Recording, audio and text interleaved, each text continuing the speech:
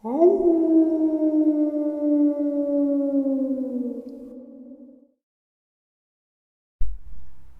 greetings and salutations, everyone, and welcome back to that highway of state-by-state subscriber Dogman encounters. Before we get into today's upload, a couple links. As you know, I rely on Patreon, PayPal, and my merch to help the channel to continue to grow and go. The links to Patreon and PayPal are in the description below, my merch displayed directly under this video. Also, Dogman Frightening Encounters, Volume 1, 2, and 3.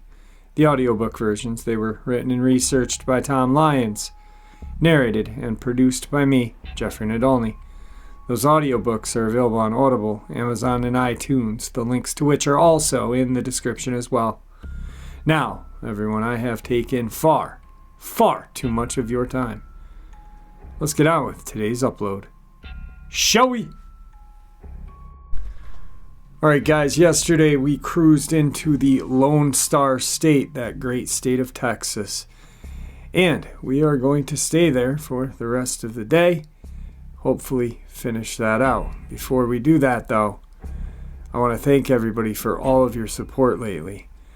It really means a lot to me that I have so much support behind me. While I'm trying to branch out and explore things that I'm interested in. Cryptid, paranormal, as well as the conspirifacts. Now, I am not going to stop doing what I am doing, but I will be a little more careful when it comes to things.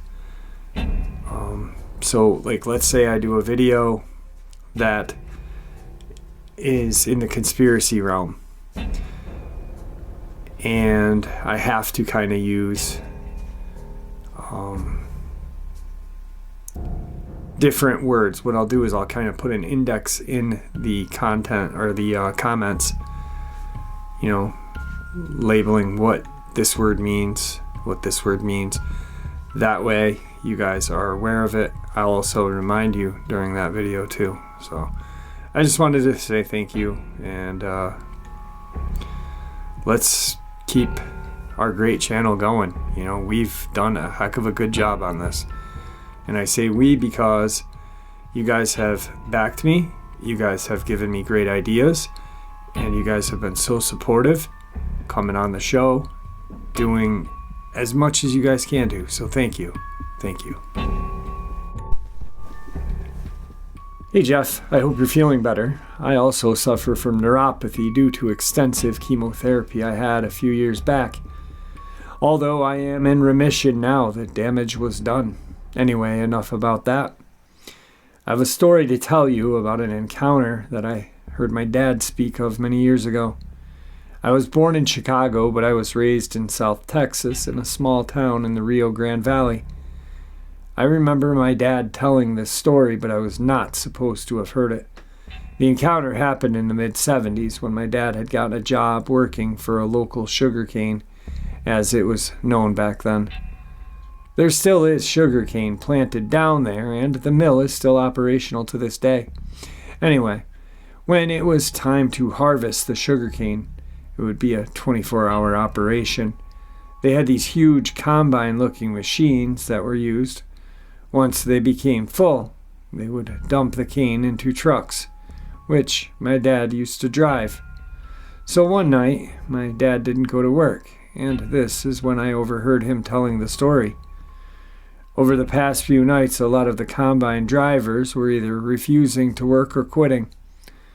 Apparently, one night, as one of the combine drivers was working, all of a sudden, what he thought was a giant wolf came out from behind the rows of the sugarcane and sneered at him. It then ran back into the rows of the sugarcane. The man thought it was kind of strange, since there is not any wolves found this far south in Texas. Coyotes, yes, wolves, no. As the man continued to drive his machine, what he saw next made him stop the machine in his tracks. The wolf was there again, but this time it was standing on both of its back legs. The man thought it was probably growling at him, but since the machine was on, he really couldn't hear it. But it was definitely chapped at him and was showing his teeth towards him. The man described the beast to be standing at least 7 or 8 feet tall, with what he called the lower body of a man and the head of a dog. The man thought he was seeing the devil himself, and when he explained what he saw, his other coworkers just laughed at him, saying he shouldn't be drinking while driving the huge machines.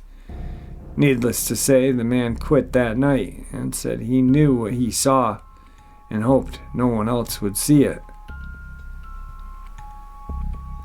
Apparently, over the next few nights, other drivers started seeing the same thing.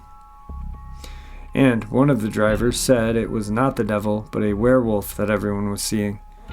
This went on for about 2 weeks, and just like the sighting started, they all of a sudden stopped. Fast forward to 2016.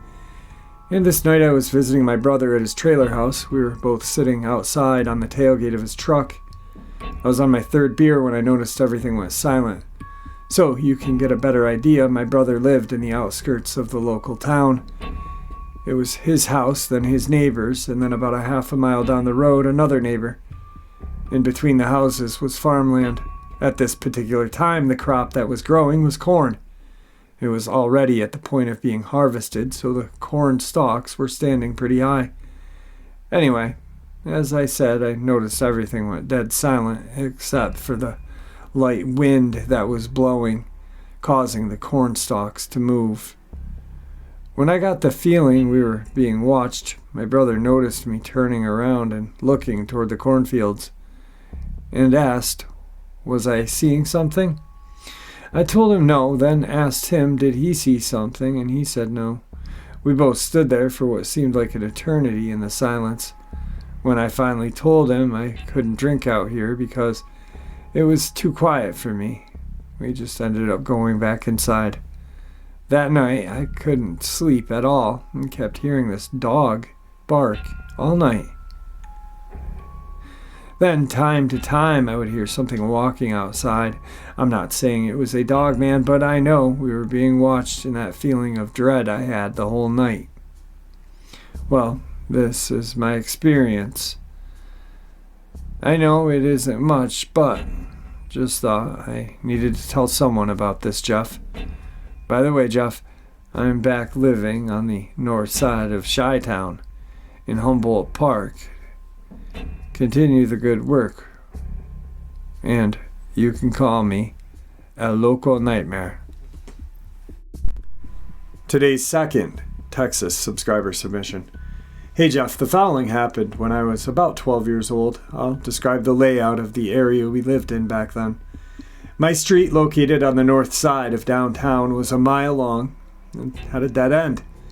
Behind the houses on one side were more houses, but behind the houses on my side of the street was a patch of woods that stretched the length of our street and further beyond the dead end to the bayou that ran behind our neighborhood. Now, we had built clubhouses and played in those woods all the time. It was a sunny Sunday in Houston, Texas, 1988. I was riding home from church in the back seat of my mom's car. We turned onto my street, and as we passed one of the lots without a house built there, I saw my friends hanging out near the woodline. I got home, changed out of my church clothes, and grabbed my bike and rode back down to where I saw them. When I got within sight of them, I observed as they were entering the woodline. I pedaled up to where several of them left their bikes, got off my bike, and ran full speed in order to catch up with them. I was no further than 10 feet into the woodline when I heard the loudest, most guttural growl I'd ever heard. It stopped me dead in my tracks. The sound made all the organs in my chest cavity vibrate. And I will admit that feeling scared me more than the sound did. Without moving my head, I darted my eyes from left to right, and then back again, scanning the woods, but I didn't see anything. I probably stood there for 10 seconds processing what I heard, before I turned tail, jumped back on my bike, and I was out of there. I never stepped foot in those woods again, and we moved shortly thereafter.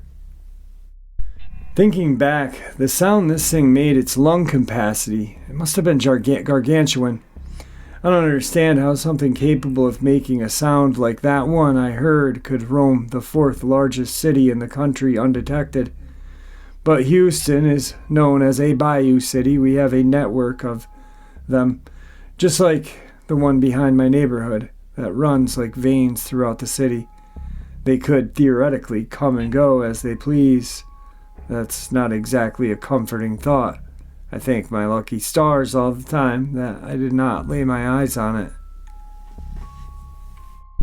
Today's third subscriber submission from Texas. Hey Jeff, I hope this finds you well.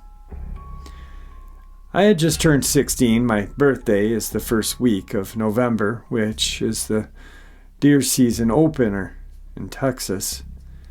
I wanted to spend the weekend with my best friend, let's call her Vicky. Her aunt and uncle had come in from Ohio.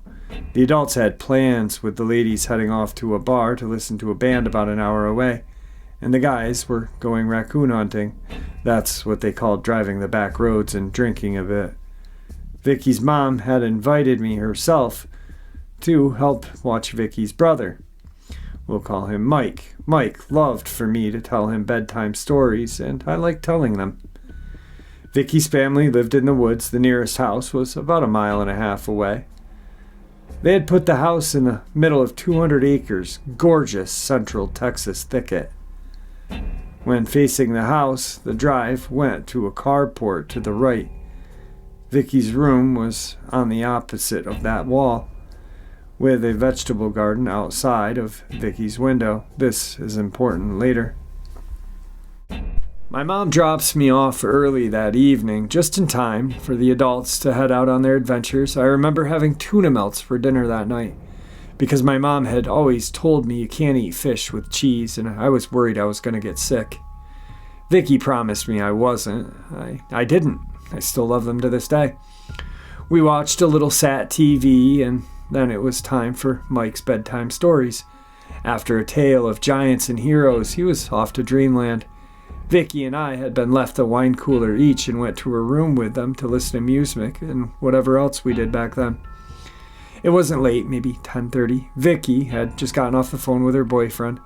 They got into an argument because she wouldn't let him come over that night, sipping on our wine coolers and complaining about boys when the lights went out.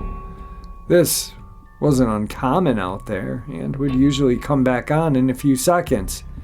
Instead, her room filled with this bluish white light. I mean, it was brighter than the day. We had looked at each other, and Vicky said, "I bet it's Daddy and Uncle Phil trying to scare us, shining the spotlights in the window." Then it was morning, just like that. I awoke very confused, and I was wearing Vicky's PJs. She was still asleep, wearing mine. For a few minutes, I couldn't for the life of me figure this out. I woke Vicky up. She sat up and was groggy. After a time or two, she had asked why I was wearing her PJs, and I had no answer. After using the bathroom, we tried to put together what happened. We both remembered the events leading up to the lights, and nothing. It was still pretty early. The sun was barely up. Mike was still asleep, and we had questions. None of the adults were back yet. The ladies had stopped and got a late-night breakfast after the club and decided to take a little nap. A little drunk, I guess. The guys were still out. We got dressed and went outside to look for tracks that had to have been there from her dad's truck. There was none. It had been raining earlier that week, and there would have been tracks in the soft earth. Not to mention, it would have rutted up the garden to get that close to be that bright. At that point, I think we both knew there was no light in a truck that could make that light. Plus, we had been in our jeans and t-shirts the last we remembered. Going back inside, Mike was up and ready for breakfast. I went back into the bedroom and found our wine coolers still half full. I called my mom and went home early. She wouldn't talk about it to this day. I forgot about it myself until about 15 years ago when I saw a nightlight that was kind of the same color as the light that filled that room that night.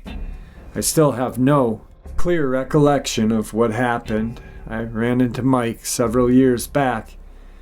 They all moved to Ohio in the early 90s. He still remembers the giant stories. I asked him if he remembered anything odd going on when he lived out there.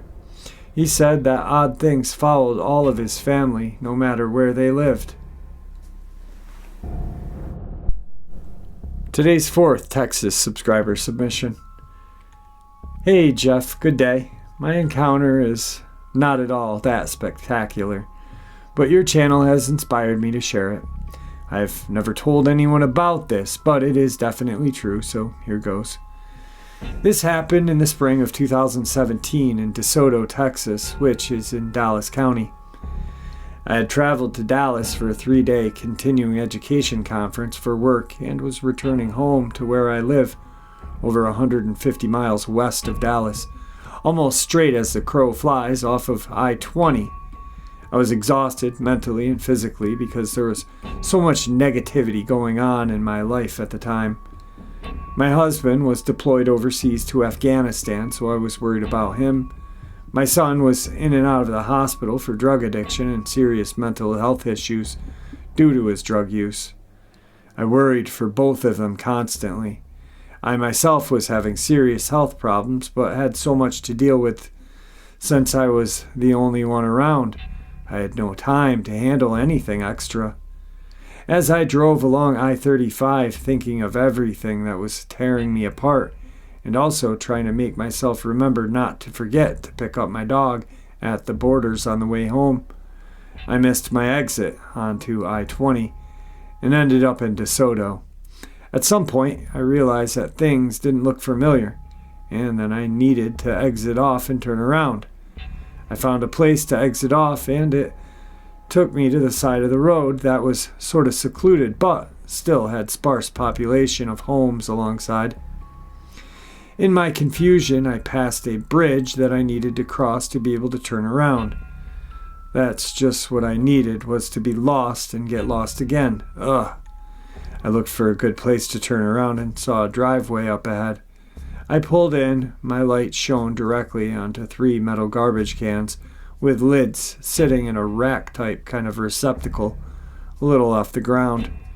My eyes were still trying to adjust to the recent day-to-night lighting conditions. So, I wasn't sure that what I saw was what I saw, so I looked again. For sure, I saw a dog standing bipedally. It was solid black, at least 6.5, maybe 7 feet tall. Had human-like arms, shoulders, chest, abs. Its ears were pointed high on its head, and it had a longer, slimmer muzzle. As most people say, it had a German Shepherd look. Its face had a little gray hair on the muzzle all the way around. Its mouth was closed. I couldn't see its lower half because it was behind the trash cans. I think it was shocked to see me as I was it. I backed up, turned around, and got back onto the right route home. I was so stressed with my life at that point that it did not bother me as profoundly as I thought it would. And I soon forgot about it because I had so many more problems than just accidentally seeing a Dogman. I just shrugged it off and kept going, almost feeling like I was losing my mind. In fact, things got worse for a bit after seeing it. Shortly after, I was in a car accident, and a few months later, my son passed away from a drug overdose. I almost feel as if seeing the Dogman was an omen of sorts. Had I been in my right mind at the time of seeing it, I'd have driven away and pulled over at a gas station to pray and ask God for a hedge of protection against the evil I had just witnessed. My apologies if this is boring or frivolous in any way. I just thought you may want to know about it. Take care and be blessed. If this makes it to the episode on your channel, please refer to me as Mrs. Long. Sincerely, Mrs. Long, proud Air Force wife, military spouse, the hardest job in the military. Wow, I'm kind of glad that I'm doing these subscriber submissions because it's refreshing my memory. I had completely forgotten about this encounter until I just read it. I explained to Mrs. Long one of my pet peeves, that no encounter, no matter what they feel like, is any larger, any smaller, any more or less important. We learn something from each and every encounter. I also, through this time of my channel, this is the second mom that actually lost a child, and it's incredibly hard.